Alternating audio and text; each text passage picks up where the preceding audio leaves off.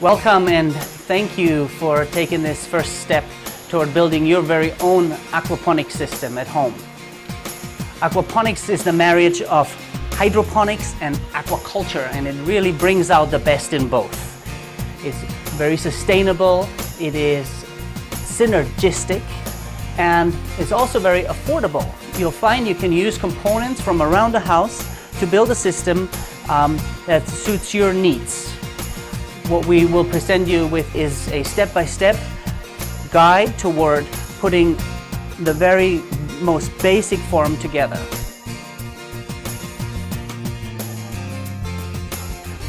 Okay, this is it. Keep in mind that this aquaponic system is highly customizable, so long as you do follow all the key principles outlined in the manual, specifically with regard to the number of fish you'll be keeping and the biomass you maintain in your grow beds. And you will be fine. You'll have a great experience with your first aquaponic system. So long.